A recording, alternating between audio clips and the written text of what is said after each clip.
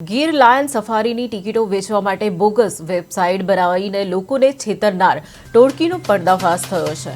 આરોપીઓએ સરકારી વેબસાઇટ જેવા ભળતા નામથી ફેક વેબસાઇટ બનાવી હતી, જેના મારફતે 12,800 જેટલી અનધિકૃત બુકિંગ કરવામાં આવી હતી। પોતે એજન્ટ હોવાનું બતાવી એબ ટૂર્સ એન્ડ ટ્રાવેલ્સ અને નાઝ ટ્રાવેલ્સના માલિકો અલગ અલગ નામથી અનેક ઈમેલ આઈડી બનાવી એક જ નામ પરથી એક જ કામ કરતા બુકિંગ કર્યા હતા।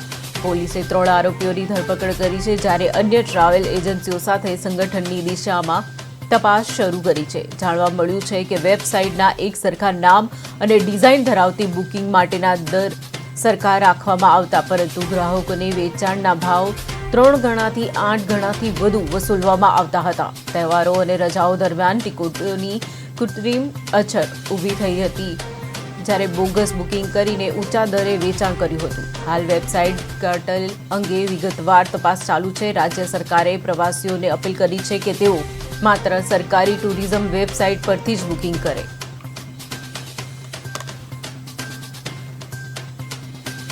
બુકિંગ કરવામાં આવે તો તમે ખાસ કરીને સરકારની વેબસાઇટ છે girlion.gujarat.gov.in તેના પર જ આ બુકિંગ કરવામાં આવે। અન્ય જે વેબસાઇટ છે એ બધી ફ્રોડુલન્ટ વેબસાઇટ છે અને એ વેબસાઇટ પર એ લોકો ઓથેન્ટિક બુકિંગ કરતા નથી। તમને મળશે કે નહીં મળે પણ તમે ગેરંટી આપી શકાતી નથી એમાં। બીજી વસ્તુ એ છે કે કોઈ પણ સરકારી ટુરિઝમ વેબસાઇટ પર બુકિંગ કરતી વખતે તેમાં આપવામાં આવેલી સૂચનાઓ વાપરવી। તમારે ખાસ કરીને સૂચનાઓનું અનુસરણ કરવું। અધરવાઇઝ એવું થશે કે એક માણસ વધારે પડતા બુકિંગ કરે કોઈ ફ્રોડુલન્ટ રીતે, તો કોઈ પણ પોલીસ દ્વારા અથવા સાયબર ક્રાઇમ દ્વારા તેમની ધરપકડ કરવામાં આવશે અને તેમને પણ શોધી પણ લેવામાં આવશે। આ સાથે સાથે અમે બીજી કોઈ પણ વેબસાઇટના કાર્ટેલ હોય તો એની પણ અમે તપાસ કરી રહ્યા છીએ।